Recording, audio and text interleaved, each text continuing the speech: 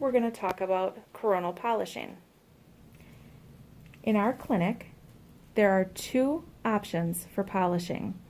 We have a Midwest handpiece. It's an RDH handpiece. It connects directly to your unit. You'll have a barrier on your cord. You can match up the size of the holes, and then this will screw on.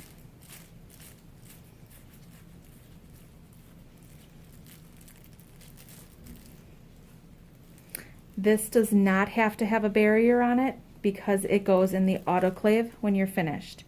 It will not go into the ultrasonic cleaner. The other handpiece is the Freedom handpiece made by Nupro. This is the motor. It does not go into the autoclave. If this goes into an autoclave, all of the parts will melt and it will no longer be functionable. There is a sleeve that goes over it, or a sheath. This is autoclavable. These will be in the charger. These will be in the storage that we will share with you the location. This part is autoclavable. To assemble the Freedom, slip this in and it will click and it's ready to go. There's a power button. You'll press that, your lights will go up, it shows your battery's full. Prophy cups that you have to use in the clinic. There's several options for the Prophy cup, depending on what type of stain you're using it for, and the location, the size of your patient's mouth, size of patient's teeth. Feel free to experiment and see what you like. There's also a Prophy brush. This is important. These should be used on all occlusal surfaces prior to sealants. These come in handy for stubborn stains on teeth. They're great around orthodontic brackets and lingual retainers. Our Freedom handpiece has its own brushes and Prophy cups. They'll be located with the sheaths in that same storage area. They say Freedom on them. And also when you're looking at the cup itself, it says Freedom. Other ones will not work with the Freedom handpiece. They also have a brush that's located in the same area. Next, we're going to discuss our polishing agents. Prophy paste comes in several grits. They have fine, medium, coarse, and I believe there's an extra coarse as well, probably not in our clinic. If your patient doesn't have any stain, feel free to use just plain toothpaste. If you use a coarse or medium paste, you will need to follow up with the next grit down. So let's say I used coarse. This will be my Prophy cup for my coarse. Then I would follow up with a medium with a new Prophy cup. And finally I would follow up with fine with a third Prophy cup. So it's important to assess your patient's stain and figure out which is the least abrasive Prophy paste that you'll need to remove the stain for your patient. These are also located in the clinic. That is a way to hold this. It fits between your finger. And I like to kind of put my gauze there as well, because you're going to end up wiping off your Prophy cup as you're using it. So feel free to use these. These can get run through the autoclave. Okay, next we're going to demo how to use each of the hand pieces, but before we do that, we're going to talk about if you have a gold crown or a porcelain crown or an implant, because they recommend not using the Prophy paste with that, you're going to want to use tin oxide. It's located in the storage closet. When you open it, you're going to put it in a Dappen dish, and it looks like a fine powder. Your goal is to make this into a paste. It only takes a drop or two of water.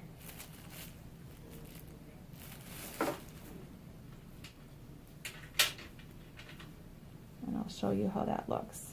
And you just make it into a paste. And then that is what you'd use on your gold restorations, your implants, or your porcelain crowns. Now we'll move on to the demo. First, we're going to demo the Midwest RDH handpiece. When you put on the Prophy cup, it's going to go on that groove right there. And give it a little push, it'll go in. For both hand pieces, you're going to be using a modified pen grasp. You're going to have a fulcrum on a closed tooth, rocking motion. We're not going to be using our fingers to polish. We're going to be using our wrist. And this handpiece should not go way down here. This handpiece stays between the second and third knuckle. Okay, we're going to get some Prophy paste and start our demo. To load your Prophy cup with Prophy paste, simply set it in the Prophy paste, hit your rheostat, and it will give you some paste. Next, you're going to move to the tooth. So what we like to do is we dispense some of this paste over a few teeth that you're going to be working on. Next, you're going to be close to the tooth. I'm going to have my patient turn a little to the left. I'm working on a maxillary anterior. I'm in my 11 or 12 o'clock position. It's important when we're doing this to put medium pressure onto the cup. To flare it, you want to go just into that sulcus, and you're going to roll, same way you roll your instruments, using your thumb to roll, fulcrum to pivot, and we're going to roll interproximal to get those line angles. So we're close to the tooth, we're going to activate it.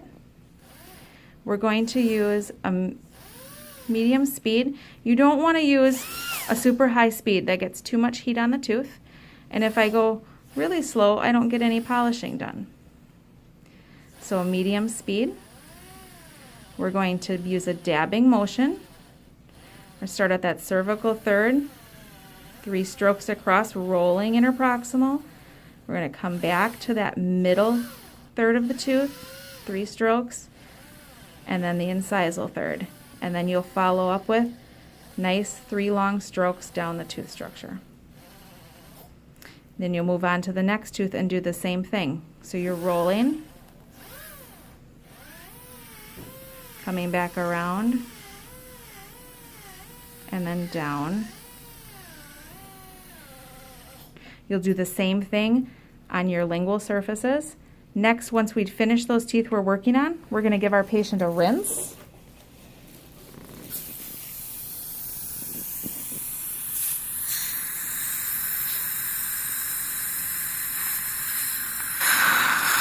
Have them close, and then the follow-up is you will follow up with flossing. So I will gently go interproximal and down, using your C-shape just like you're teaching your patients to do. And you're getting that excess Prophy paste from in between the teeth. To use the Prophy cup on the lingual surfaces of the upper left, I'm a surface towards me, so I'm in my 7 or 9 o'clock position. I'm noticing that this is a crown, so I'm not going to use my Prophy paste on it. That is a spot I would use my tin oxide. I'm going to dispense over a few teeth. Going to start and do my dabbing motion. Ideally, I want to be fulcruming a little bit closer to the tooth. See if you guys can still see when I'm doing that. And then I'm going to do my 3 strokes down. And then in between, I want to just take my gauze and wipe off my Profi cup in case there's some splatter, otherwise it gets all over. So that's just a quick demo of how you would access and what it would look like on the lingual of the upper left. Again, I would rinse and floss. Next, we're going to do the demo on the Freedom. The Freedom handpiece, as we've already discussed, you'll have put the autoclavable sheath on it. You're only going to use the Freedom Profi cup. It slips directly on and it will click. If everything is green and this little bullseye is green, it's paused. So to get it to work, you just press that again and it changes the color. And then if you look at the top of the Profi cup, it's starting to spin on its own very, very slowly. So now it's active and it's going. So I will show you how to use this in the mouth now. To load your Freedom handpiece, you can just touch the Profi paste and it'll pick some up. And it spins very slowly, it's not splattering or anything like that. Then what we're going to do, we're going to work on a surface towards us. So I'm again in the 7 or 9 o'clock position. Without putting too much pressure on, I'm going to just dispense some Profi paste over a few teeth. You will not be using a dabbing motion. I'm going to have my patient turn a little to the left. With this, you'll put pressure on the tooth. This is what makes it go. And almost like a smiley face or a windshield wiper. You're still going to use your same sequence or similar.